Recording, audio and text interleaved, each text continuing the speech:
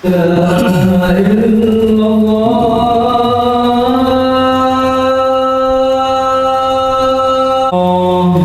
روي عن أبي هريرة رضي الله عنه أن النبي صلى الله عليه وسلم قال: إذا كنت لصاحبك يوم الجمعة أنصت والإمام يخطب فقد له. اللهم صل على سيدنا محمد وعلى سيدنا محمد. الحمد لله رب العالمين.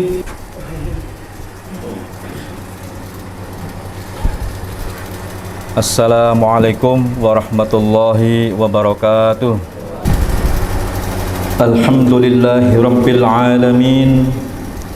Wa bihi nasta'inu ala umurid dunya waddin. Wassalatu wassalamu ala ashrafil anbiya'i wal mursalin, Nabiyina Muhammadin sallallahu alaihi wasallam wa ala alihi wa sahbihi wat tabi'in wa man tabi'ahum bi ihsanin ila yaumiddin. Ashhadu an la ilaha illallah wahdahu la syarika lahul malikul haqqul mubin. Wa ashhadu anna sayyidina Muhammadan abduhu wa rasuluhu shadiqul wa'dil amin. Amma ba'd, fa ya ayyuhal hadirun, ittaqullaha haqqa tuqatih wa la tamutunna illa wa antum muslimun. Faqala Allah ta'ala: wa ma arsalnaka illa rahmatan lil alamin. Shadaqallahul azim. Ma'asyiral muslimin rahimakumullah. Alhamdulillah, segala puji hanya milik Allah, Tuhan semesta alam, yang telah menciptakan keragaman dalam kehidupan ini sebagai bukti kebesarannya. Kita bersyukur kepada Allah Subhanahu wa taala atas nikmat kebinekaan yang telah dianugerahkan kepada kita, sekaligus menyadari bahwa keragaman dalam kehidupan adalah sunatullah dan sebuah keniscayaan. Sholawat dan salam mari kita haturkan kepada Nabi Muhammad sallallahu alaihi wasallam yang telah memberi contoh bagaimana cara merawat kebinekaan agama, suku dan budaya. Beliau adalah teladan utama dalam menghormati perbedaan dan mempromosikan toleransi antar umat beragama demi terwujudnya peradaban yang damai dan sejahtera. Pada momentum khutbah ini, khatib juga mengajak kepada seluruh jamaah untuk meningkatkan ketakwaan kepada Allah Subhanahu wa taala dengan menjalankan perintahnya dan menjauhi larangan-larangannya. Kita dapat menjadi individu yang lebih baik, mampu menjaga keharmonisan dalam masyarakat yang penuh warna. Perlu kita ketahui bahwa keragaman dan ketakwaan disebutkan dalam suatu ayat Al-Quran yang termaktub dalam surat Al-Hujurat ayat 13. A'udzu billahi minasyaitonir rajim. Bismillahirrahmanirrahim. Ya ayuhan nasu inna khalaqnakum min dzakari wa unsa wa ja'alnakum syu'uban wa qabaila lita'arafu. Inna akramakum 'indallahi atqakum. Innallaha alimun khabir. Ma'asyiral muslimin rahimakumullah. Sesuai dengan ayat 13 surat Al-Hujurat ini, pada khutbah ini khatib akan mengangkat materi khutbah berjudul Meneladani Nabi dalam Merawat Kebinekaan.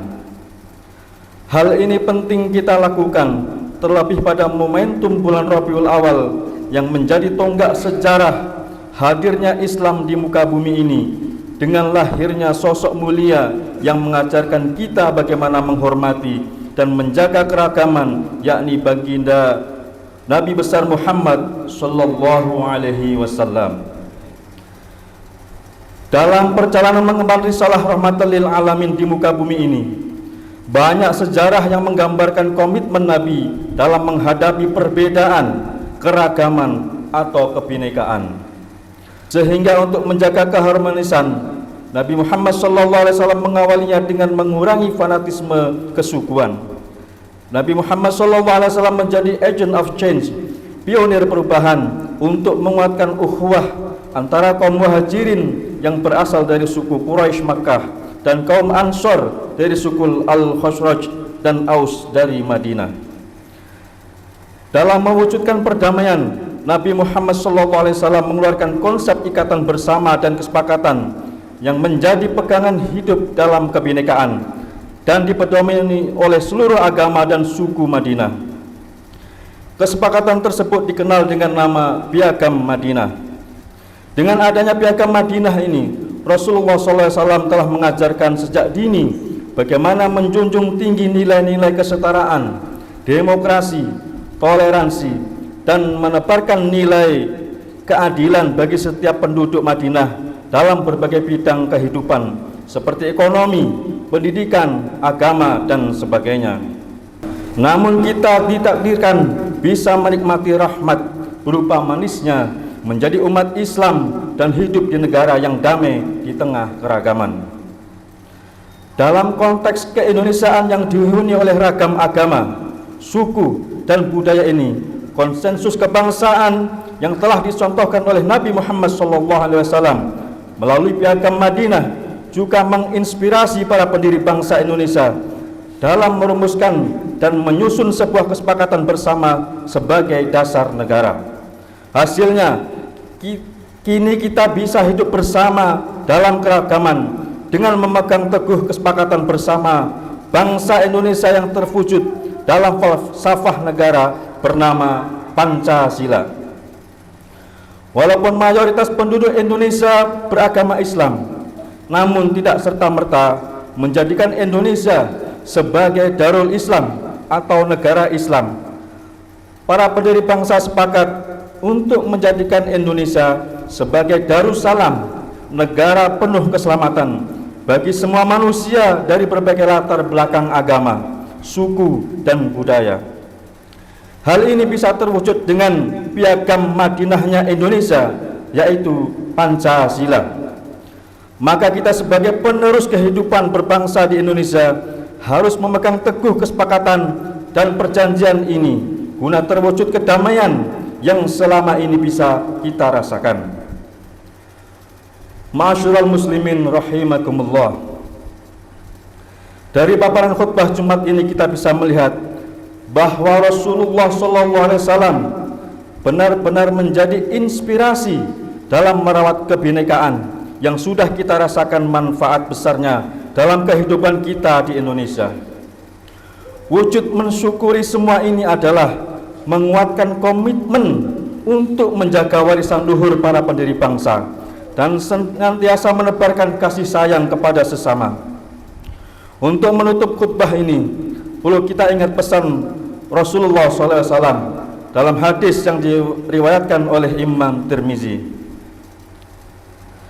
Ar-rahimuna yarhamuhumur rahman. Arhamu man fil ardi yarhamkum man fis sama.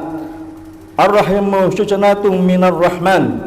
Faman wasalaha wasalahullahu wa man qata'aha qata'ahullah.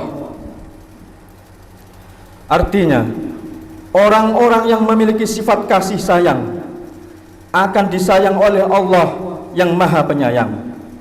Sayangilah semua yang ada di bumi, maka semua yang ada di langit akan menyayangimu. Kasih sayang itu bagian dari rahmat Allah. Barang siapa menyayangi, Allah akan menyayanginya. Siapa memutuskannya, Allah juga akan memutuskannya.